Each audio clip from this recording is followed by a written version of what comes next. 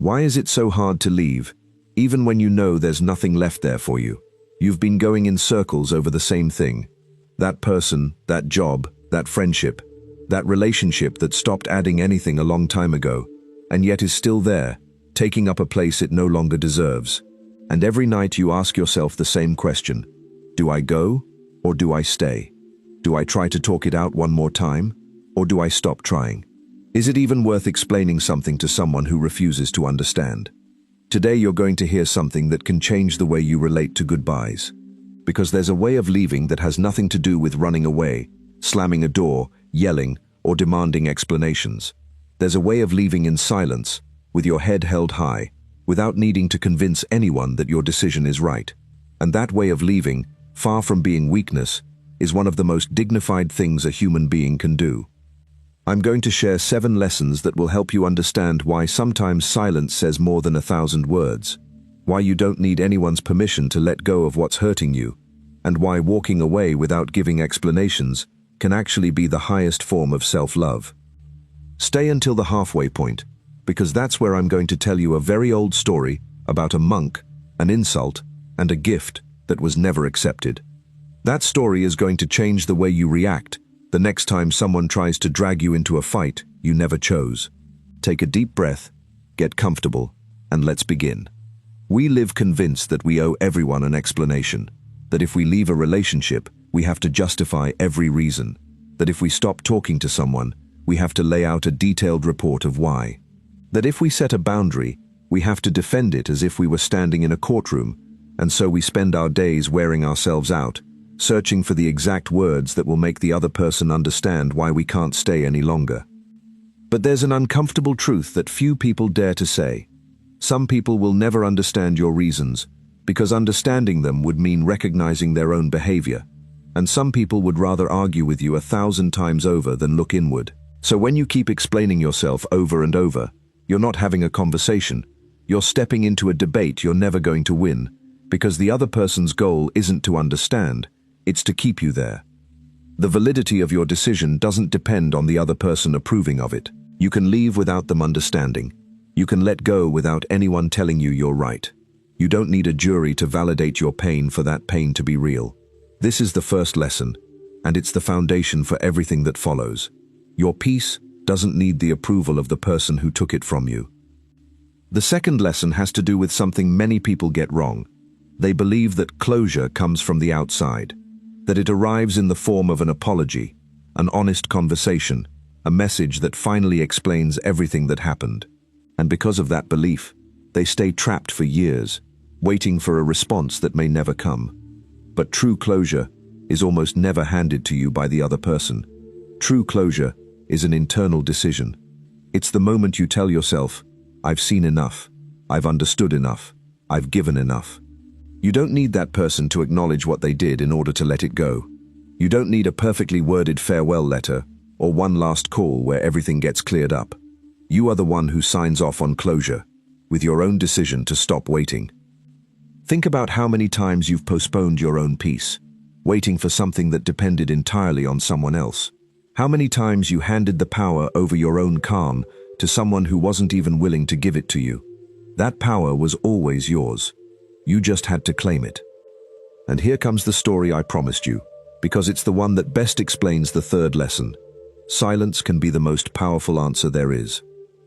An old tradition tells of a monk who was walking through a village when a man approached him, furious, and began insulting him for no apparent reason. He called him useless, called him a fraud, shouted terrible things at him in front of everyone. The monk listened in complete silence, without responding with a single word, until the man finished, exhausted from all his shouting.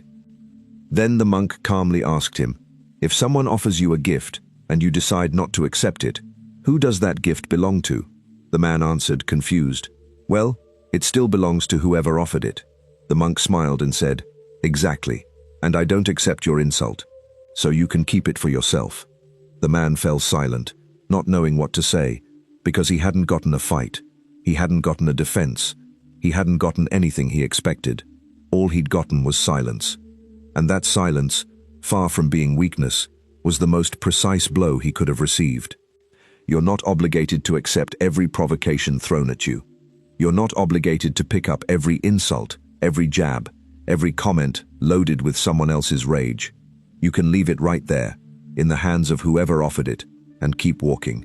Walking away without responding can say far more than any endless argument. Silence, when chosen, isn't submission, it's control over yourself. The fourth lesson has to do with something almost no one stops to notice: how you feel after spending time with certain people. Time, attention, and emotional energy are limited resources, and yet we give them away without ever measuring who we're handing them to. There are relationships that, after just a little while together, leave you wanting to live more, feeling lighter, more like yourself. And there are others that, without a single shout, leave you exhausted, irritated, doubting your own worth. That feeling isn't a coincidence, and it isn't you overreacting. It's information. It's your body telling you something your mind still refuses to accept. Start paying attention. After that call, do you feel at peace, or with a knot in your chest? After that conversation, do you walk away stronger or smaller? After being with that person, do you recognize yourself, or do you feel further and further from who you are? Your energy is sacred. It wasn't made to sustain bonds that drain you. The fifth lesson answers a question you've probably asked yourself more than once. Am I running away, or am I leaving with clarity? Because they're not the same thing. Running away is an impulsive reaction, born from panic, from the fear of facing what's happening, from a momentary inability to hold a difficult conversation. Leaving, on the other hand, is born from clarity. It's the decision that comes after you've understood that staying no longer makes sense, that you've already done what you had to do, that you already gave the chances you had to give. The difference isn't in how fast you leave, it's in the place you're leaving from. If you leave out of fear, you'll carry that flight with you for a long time. If you leave out of self-respect, you'll walk away lighter, even if it hurts. Don't judge yourself for leaving, but do ask yourself from what place you're doing it, because that answer will give you the peace you need to hold your decision without second-guessing it every 5 minutes. The sixth lesson speaks to something very few people practice. What you choose not to say also communicates something. Not every thought needs to become words. Not every hurt needs to be shouted to be valid. There's an old teaching about right speech, speaking only when your words are necessary, true, and useful, not simply to react, to wound, or to have the last word. Think of how many arguments you could have spared yourself if, instead of responding instantly, you'd given yourself a moment to ask, does what I'm about to say actually serve any purpose? Or will it just feed a conflict I'm no longer interested in keeping alive? Silence chosen with awareness isn't the absence of an opinion. It's the certainty that not everything deserves a response from you. Staying silent in front of someone looking for a fight doesn't make you weaker. It makes you freer, because you stop giving your energy to something that was never going to lead you anywhere good. And now we arrive at the seventh lesson, perhaps the hardest to hold on to in the moment, but also the most liberating over time.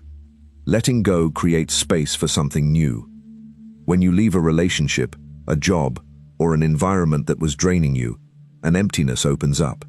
That emptiness hurts at first, feels uncomfortable, even frightening. It's normal to miss even what was hurting you, because at least it was familiar. But that empty space isn't a punishment, it's a possibility. It's the ground where something can grow that never would have had room while you were still pouring your energy into holding up something that had nothing left to give. No one promises you that something better will arrive right away, but it's true that as long as you stay attached to what already ended, there's no physical or emotional space for anything different to come in. Leaving doesn't magically guarantee something better, but it does create the conditions for life to be able to offer you something new. And there's one more thing I want you to take from this lesson. Every time you make a difficult decision and hold on to it, something inside you changes for good. You learn that you're capable of setting boundaries. You learn that you can survive the discomfort of saying enough. And the next time a similar situation shows up, you'll recognize it much sooner, because now you know what it feels like in your body when something is costing you more than it's giving you. Leaving with awareness transforms you. You come out of that chapter with more clarity about what you deserve and about what you're no longer willing to put up with. And once you've earned that clarity, it never fades away. Before we close, I want to leave you with a few questions to carry with you, not to answer right now, but to sit with over the next few days. How do you feel after spending time with a certain person? Whether you've spent a long time explaining the same pain to someone who refuses to hear it, whether you're staying out of love or out of fear of ending up empty-handed, whether that situation can genuinely get better, or whether it just keeps repeating the same pattern, whether your boundaries are being respected or merely tolerated, and whether talking about it one more time would actually resolve anything, or just open the same argument all over again. You don't need to hate in order to leave. You don't need to destroy anyone to create distance. You can close a door with respect, without resentment, without needing to have the last word. You can walk away in silence, and let that silence be, precisely, your most honest way of saying, "This is as far as I go." If anything you heard today struck a chord with you, let me know in the comments. Tell me which lesson resonated with you the most, and whether there's a situation in your life where you finally feel it's time to let go. Subscribe to the channel if you want to keep finding spaces like this one, and turn on notifications so you don't miss the next videos. Thank you for staying until the end. Thank you for giving yourself this time. And remember, not everything deserves an explanation. Not everything deserves a fight. And not everything deserves you staying. Sometimes the most dignified way to love yourself is, simply, to leave in silence. If you made it to the end of this video, comment, "I made it," and I'll personally reply to you myself. And if it resonated with you, subscribe to be part of this, and hit like if you enjoyed it.